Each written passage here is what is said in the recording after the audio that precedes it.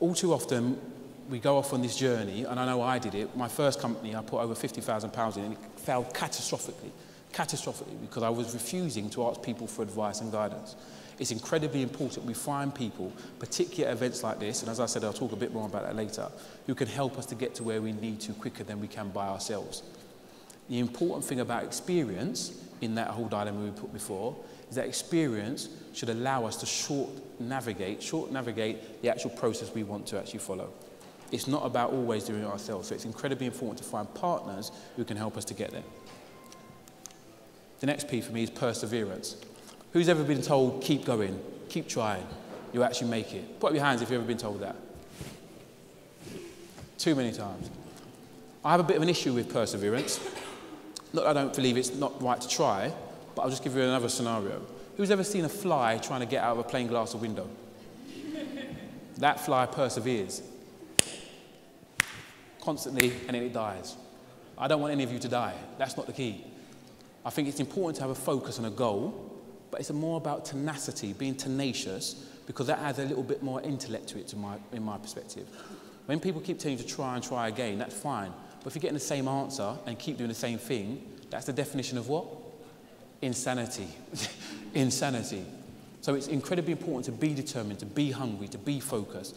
But it's also important to understand when things are not going right. And that's where some of these things up here are really important. It's about going back and asking somebody their advice, having a look at the plan to see if it's still going in the right direction where you want to go to, and see if your heart is still telling you, is this the thing I actually love? Is this the thing I want to do? And I know love is not synonymous with a business conference, but I think it's actually should be right up there. Because I know I've sacrificed all my time in the lovely world I was working with Lord Allen Sugar for 6 figures and a nice pension to go and actually make more money for something that I love. And that's been the driving force around what I do and actually influencing the decisions that I make. So it's incredibly important. Persevere to a point, but then be sensible about the decisions that you're making. And the final thing for me is planetary assistance. Just because we struggle for a P, but it's more about sometimes you have to be in the right place at the right time. And it's about opportunities and grabbing those opportunities, because we could be in exactly the same position. Myself and Cerise might see the same thing, but come up with completely different answers. And if you don't grab those opportunities sometimes, that's when you miss them. For me, lots of people, when I left from Amstrad and started my first company, lots of people said, Tim, what are you doing? You're getting paid 6 figures, you're working for Lord Sugar, Sir Alan as he was then. Where are you going? But they didn't understand that I had I saw something different. I saw an opportunity that was probably not ever going to come about again. And yes, it failed catastrophically in the first instance, but the lessons I learned from there got me into the position where I've got now 2 other companies, plus the organisation which I founded, and tons of contacts and tons of support for what we're trying to do. Those things happen for a reason. But you've got to have the right set of glasses on sometimes. Go to Specsavers, get 2. You've got to have the right set of glasses on sometimes to spot those opportunities. That's entrepreneurialism. That's what it is about being in business, spotting the opportunity when it's right, asking the questions of yourself and going with your gut sometimes, because that's sometimes the best barometer. That's the P's. Before we get to the P's, we'll do R's. Not that I'm a QPR supporter, but I just wanted to go over them quickly. Those 3 are often bandied around at the moment. And some of the obstacles for people wanting to start a business, continuing with their business, or actually going after what they think is right. We shouldn't get caught up in those. I think we should get caught up in creating something that can outweigh any of the negatives around those. Be aware of some of the difficulties, the rapid changes in our environments, the risks that you are taking with regards to enterprise. But the other side of risk is what? Reward. The other side of risk is reward. That's what we're doing. That's the R that really invigorates me. I don't mind working 40, 50, 60 hours because I know that I'm going to get some return for that. Another R, look what I'm doing there, it's amazing. No, but it is about reward. That's the focus. But all too often, before we even start, we start to put these negative obstacles in our way, which make it much harder to actually get to the point where we need to be. Moving on to the Q's. Question. Anyone got children in the room? Anyone got a younger brother or sister? Anyone ever seen a child ever? Okay, yes, wicked, excellent, we're getting there. Okay, when children get to a certain age, about 3 or 4, what's the question they often ask? Why? They always ask that question, why? And as a father, when your daughter asks you, why is the sky blue, I thank God for Wikipedia. The whole point is that all too often when we're running our businesses, we forget to ask that question. We forget to ask that question. We forget to tap back into, why are we doing this? Why are we going into this particular thing? The other major problem that we sometimes get into a habit of is get into an area of complacency, where we've reached our target of where we wanted to start out to and be content with that. And it's sometimes important to ask the question, why aren't we going for the next level? Why aren't we doing something different? And I'm not saying that it's all about moving a company from being small to medium. I don't get involved in that nonsense.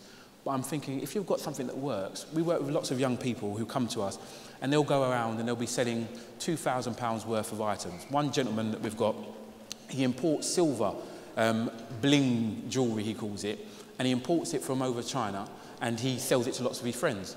In 2 weeks, he made over £2,500 from selling this stuff. A young 17-year-old boy.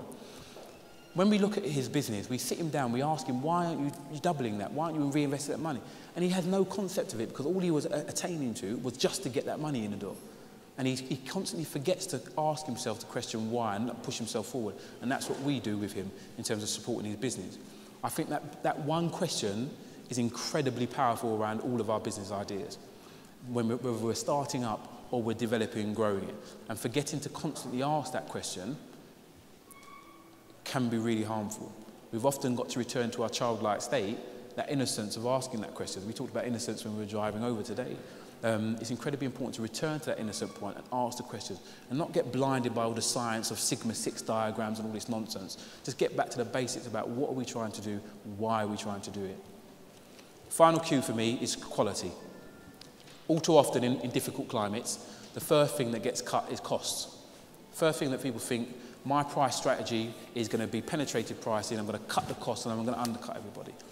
I think all too often, particularly in difficult scenarios, what you actually find, who gets the squeeze are the people who stay in the middle. Really cheap brands are doing okay. Really expensive brands are retaining their market share. It's the guys in the middle that really are suffering.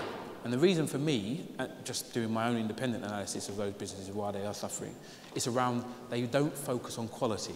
And I'll give you an example of why I think that's true. How am I doing for time, by the way? Okay, cool. I'm talking too long. So, what they do is focus on the wrong thing. I was in America not too long ago, about 6-7 months ago. I remember driving down one of these infinitely long roads, as you always get in America, on the right-hand side, looking at a car showroom. Car showroom, there's a massive sign outside on one of these illuminated boards, which said, come in today, buy one, get one free. Who thought that was a good idea? I don't know what's wrong with you, I was there. I was thinking, I'm going to buy one, I'm going to import these to the UK, off we go. But then I stopped for a second and I was thinking, imagine you were a customer of that brand 2 weeks ago, before the announcement, and you drove back past that showroom and you saw that sign at the door. Would you be happy with that brand? No. I'd be going in asking for my half-price discount, please. But the reality is that all too often, you can focus on just costs. I remember driving a little bit further, and on the left-hand side, there was another car showroom, which actually had another sign which said, if you lose your job or you're made redundant in the next 12 months, we'll cover all your costs. Who do you think understood what their customer wanted? The second brand.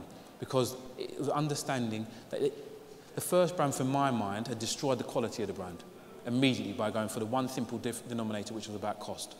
All too often with our businesses, what gets customers to come back and back again is retaining quality. It's an important thing in my mind. I've got to finish now, and if you want to hear about lemons, you'll have to come and see me in the other room. Thank you very much for listening. Much appreciated.